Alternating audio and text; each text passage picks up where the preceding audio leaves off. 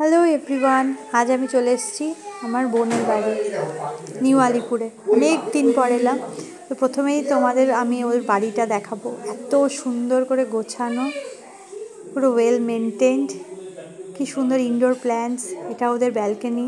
ব্যালকনিতে প্রথমেই যেটা নজরে আসে সেটা হচ্ছে বিষ্ণুপুর থেকে দুটো ঘোড়া। ঘোড়াগুলো ভারী পছন্দ।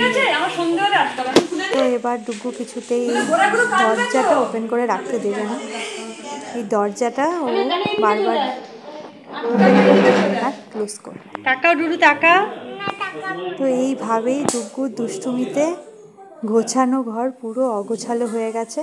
এখনও কোস্টার নিয়ে খেলছে। এবার আমি তোমাদের কিছু পেন্টিংস দেখাচ্ছি যেগুলো খুব সুন্দর লাগছে দেখতে।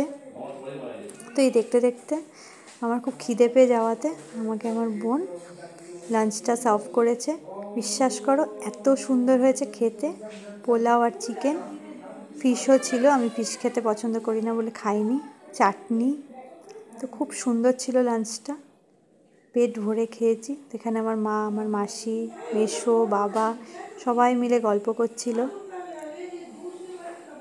অনেক দিন পরে সবার একসাথে দেখা, অনেক গল্প, অনেক আড্ডা।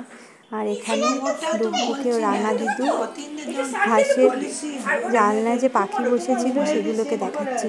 আর ও ভীষণ পাখি দেখতে, ফুল গাছ দেখতে, পাতা এগুলো দেখতে খুব ভালোবাসে। ছোটো থেকেও এনজয় করে।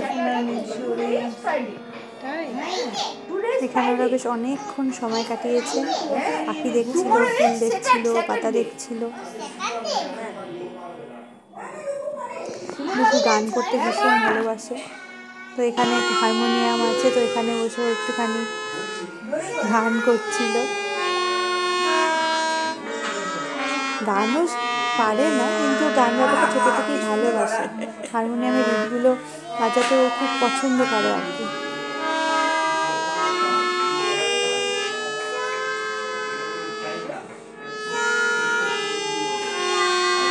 প্রায় অনেকক্ষণই এসছি আমরা, এখন বিকেল হয়ে গেল। তো তোমাদের সাথে আরেকটা ক্লিপ শেয়ার করি যেখানে ডুগু নিজেই হারমোনিয়াম বাজাচ্ছে আর সারেগামা পাধানিসা গান গাইছে। আমারও বেশ দেখতে খুব ভালো লাগছিল, তাই আমি ভাবলাম যে এটা ক্যাপচার করে নিই, তাহলে তোমাদের সাথে শেয়ার করতে পারবো।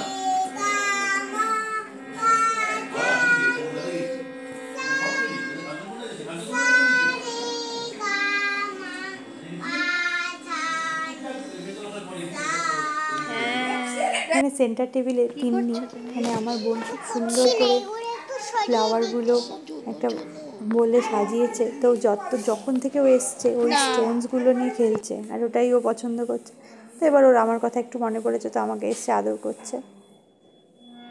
আমিও একটু কিছুটা আদর খেয়ে নিলাম।